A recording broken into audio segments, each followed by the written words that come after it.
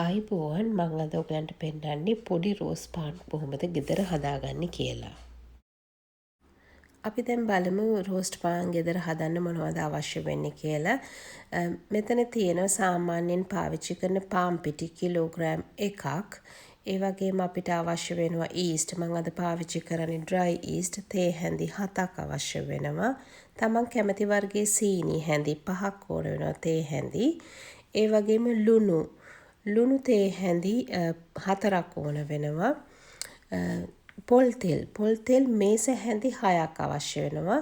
ඊට අමතරව තව මේස හැඳි 2ක් අවශ්‍ය වෙනවා පොල් තෙල්.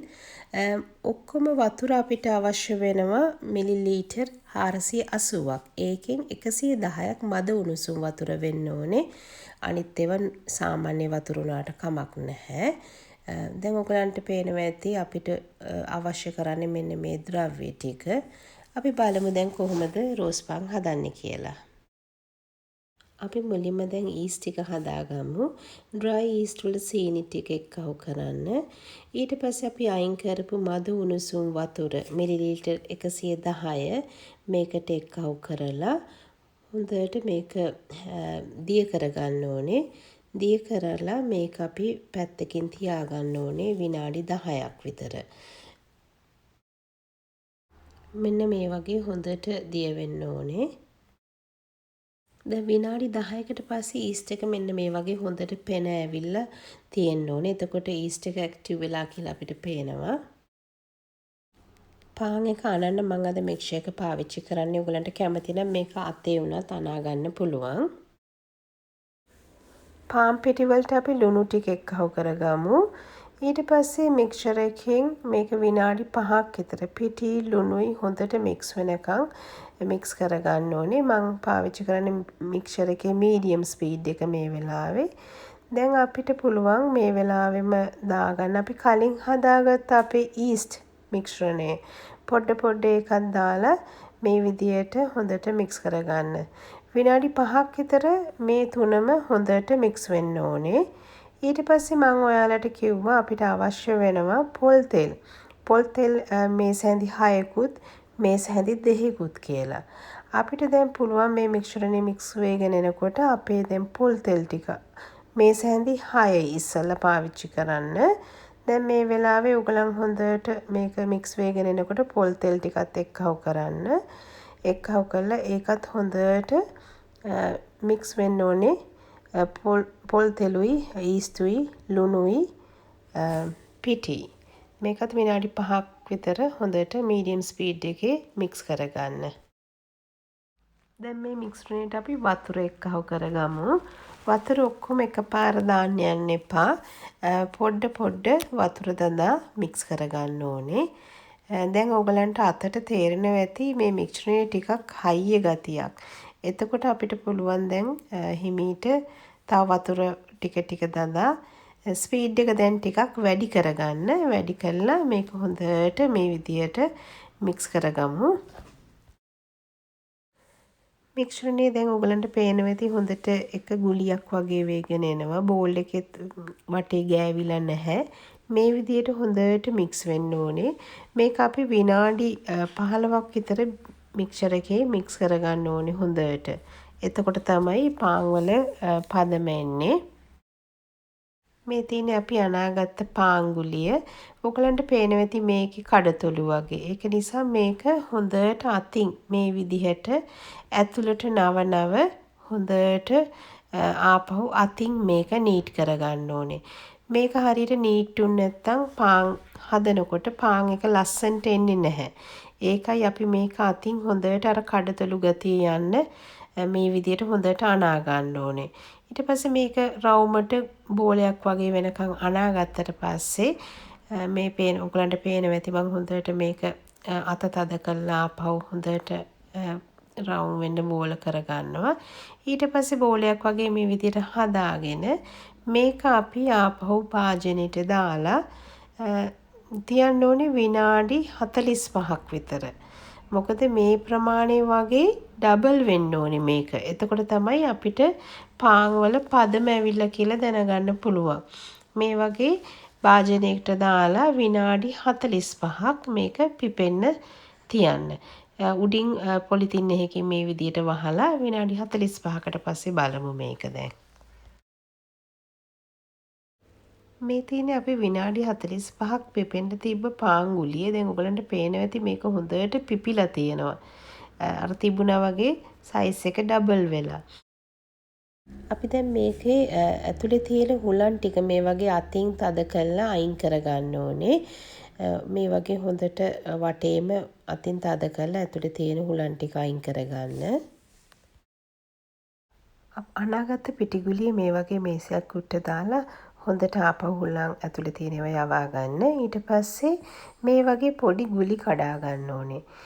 මේ කඩාගත්ත ගුලියත් හොඳට අතින් ඇතුළට නවලා ලස්සනට මේක බෝලයක් විදියට නීට් කරගන්න. අත තද වෙන්න මේ වගේ හොඳට බෝල කරගන්න. මෙහෙම බෝල කරගත්තේ නැත්නම් අපි පාන් එක හැදුවම රෝස් පාන් එක ලස්සන නැහැ එළියෙන්. කඩතුළු වගේ පේන්න ගන්නවා. ඒක නිසා තමයි මේ විදියට ලස්සනට ආපහු මේ පොඩි බෝලත් අපි ලස්සනට නීට් කරගන්න ඕනේ. මේ තියෙන්නේ අපි බෝල කරගත්ත අපේ රෝස් පාන් පිටි ටික. පළමුවෙන්ම රෝස් පාන් හදන කෙනෙක් නම් මං හිතන්නේ මේ ප්‍රමාණ වලින් භාගයක් අරගෙන ඉස්සෙල්ලා හදලා බලන්න. එතකොට ඕගලන්ට ලේසියි. අපිට රෝස් පාන් ටික oven එකට දාගන්න මේ වගේ තැටියක් අවශ්‍ය වෙනවා. මම මේ තැටියට ඔයිල් පේපර් එකක් දාලා ලෑස්ති කරලා තියලා තියෙනවා. ඔයගලන්ට පේනවා. ඊට අමතරව අපිට ඕන වෙනවා මෙන්න මේ වගේ ඔයිල් පේපර් කෑලි ටිකක්. මේ කෑල්ලේ උස අපේ පාන් තැටියේ උසට වඩා අඟල් 2ක් විතර උස වැඩි වෙන්න ඕනේ. ඔයගලන්ට පේනවා මෙන්න මේ විදියට. අපි දැන් හදාගත්ත මේ පිටිගුලි මේ වගේ ඇඟිලි තුඩු වලින් හොඳට පොඩි කරගන්න ඕනේ. උඩ පොඩි කරන්න එපා. දෙපැත්තයි යටයි හොඳට මේ වගේ ඇඟිලි වලින් හතරැස් වෙන විදියට හදාගන්න. උඩ ලස්සන්ට අවාණක් වගේ රවුම් වෙලා තියෙන්න ඕනේ. ඒක මෙහෙම ඇඟිලි වලින් ලස්සන්ට අවාණක් විදියට හදාගන්න. ඔයගලන්ට දැන් පේනවා ඇති මේකේ ෂේප් එක දැන් ඇවිල්ලා තියෙනවා පොඩි රෝස් පාන් එකක. අන්න ඒ විදිහට අතින් හදාගන්න. දැන් මේ උඩ හොඳට බණ්ඩියට ලස්සනට අවාණක් වගේ තියෙනවා. මෙන්න මේ ෂේප් එක තමයි අපි අතින් හදාගන්න ඕනේ. ටික ටික අත පුරුදු වෙනකොට ලස්සනට මේක එනවා.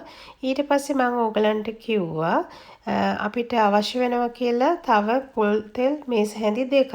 ඒ අවශ්‍ය වෙන්නේ මෙන්න මේ විදිහට මේ අපි හදාගත්ත රෝස් පාන් එකේ මේ විදිහට ගා ගන්න ඕනේ. ඒ ගාගත්ත රෝස් පාන් එක අපි දැන් මෙන්න මේ විදියට පාන් තැටියේ තියන්න ඕනේ. තියලා ඔයගලන්ට පේනවා ඇති පාන් තැටිය මම මේ වගේ තිබ්බා.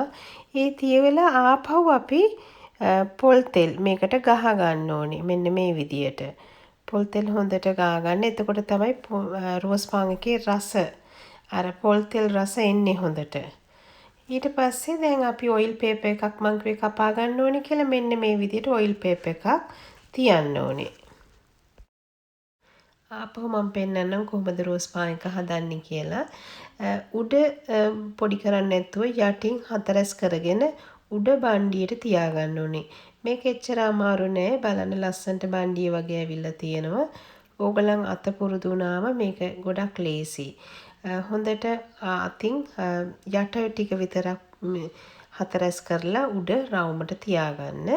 ඊට පස්සේ අපි ආපහු මේකට තෙල් ගා ගන්න ඕනේ. පොල් තෙල් දෙපැත්තෙම ගාන්න ඕනේ. ඉස්සෙල්ලා එක පැත්තක ගාලා අර ඔයිල් පේපර් එක උඩින් මෙන්න මේක ආපහු තියන්න ඕනේ.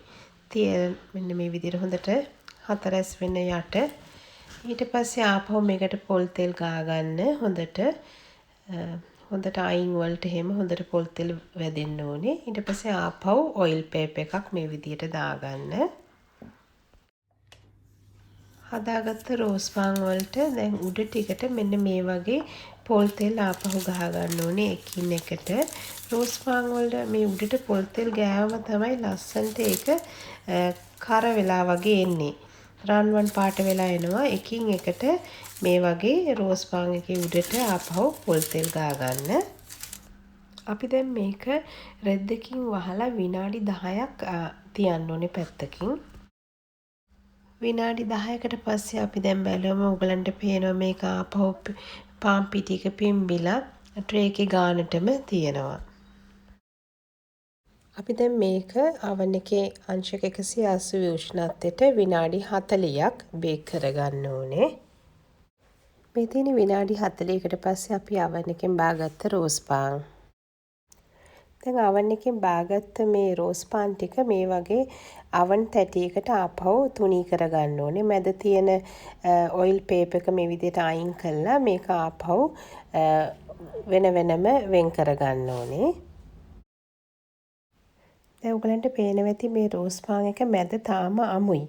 මේක ආපහු මේ විදිහට තැටියකට දාලා අංශක 180 උෂ්ණත්වයේ විනාඩි 10කට අපි මේක ආපහු oven එකට දාගන්න ඕනේ.